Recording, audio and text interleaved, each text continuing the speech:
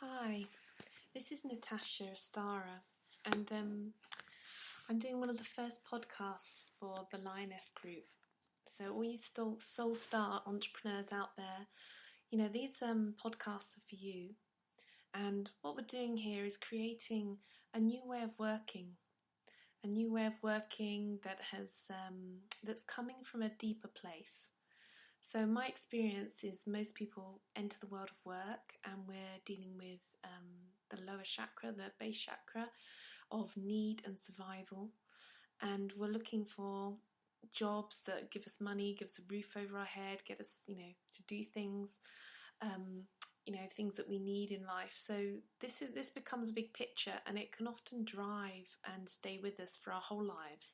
And people can find that they're coming out of their working life not really knowing who they are anymore and having fulfilled what was their soul destiny, their soul signature energy here on earth. So this podcast today, we're going to talk a bit about creativity, because we're coming into the fifth dimension.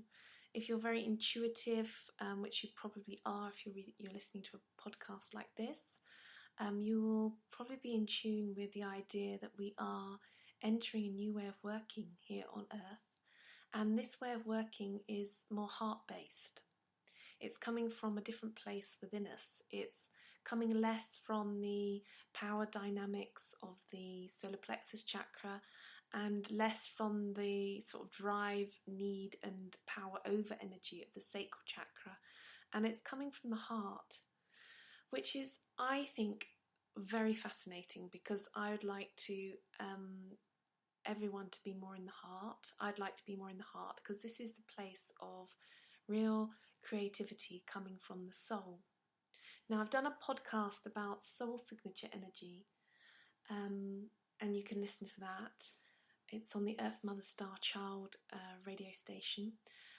But this I want to talk today is about, particularly for your work, that if you come to a place where you really want to get in tune with what is it that I can do for my livelihood, to create money, to create wealth, to feel like I am absolutely manifesting into my reality my soul signature, doing the sort of work that I would like to put my energy into and seeing the fruits of my labour in my lifetime.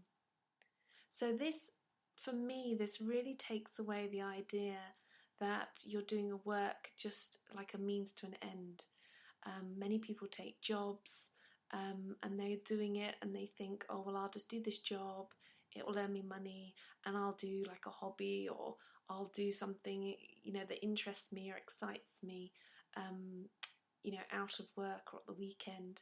Now, this might work for many people, this might give the contentment, but I think if we're looking at integrity and integrity of the heart and the soul, really it's about bringing out of yourself your means of spending your energy, spending your time every single day in creating something that feels right for you and brings your unique vibration, your soul frequency down onto earth and into the reality of the physical plane.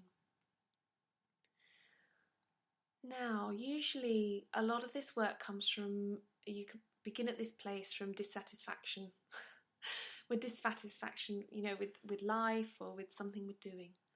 So I would say if you're in that place, then the best way to move beyond that is to let go of the dissatisfaction and just go into a deeper place, connecting in with the heart space, and just give yourself time and focus on what really lies within you as something that you would like to do on a daily basis and putting your energy through. So the best way I can describe this process is it's a refocusing into the heart space.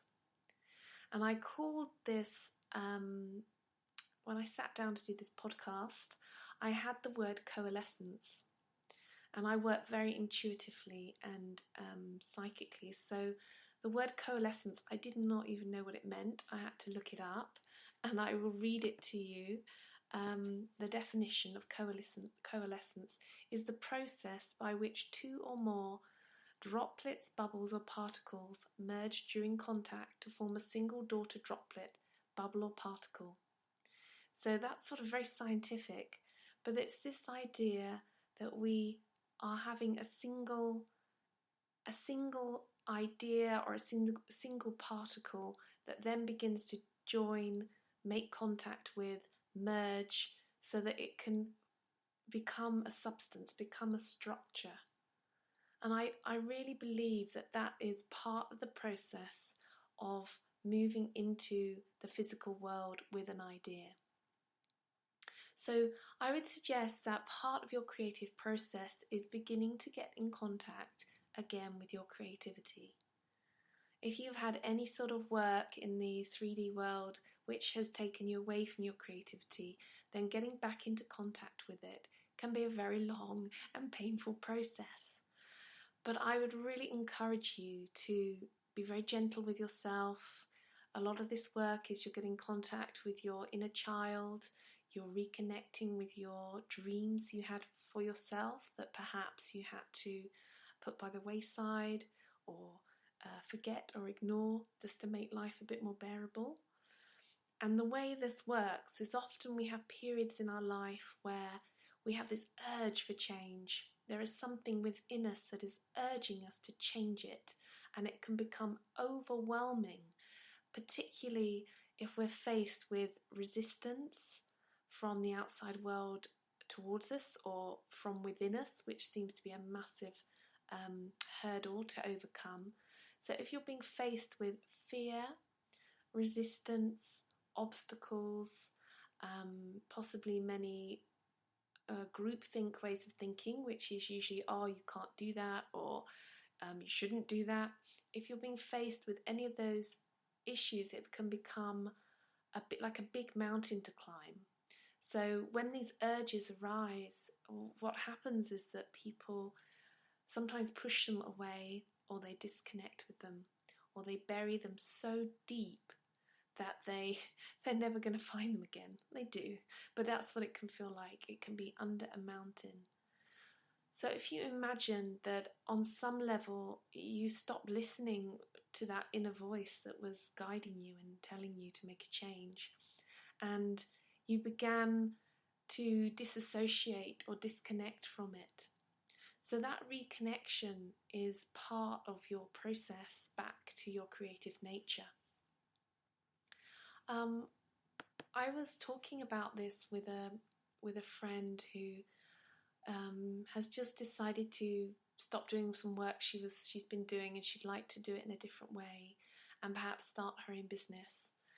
And it was interesting because we talked about different ways that she could explore and do this. And one of the ways she came up with was to use The Artist's Way, which is a beautiful book and a program. I think it's Julia Cameron, and it really is a beautiful way of reconnecting with your creativity. So there are ways out there to begin this process that are guided, but you can do it on your own. And what I would suggest is that, finding this space within yourself is a process of inner listening. You are really needing to quit the mind chatter, be still, refocus, go back within yourself to find what is important. What is important to you? What are you interested in?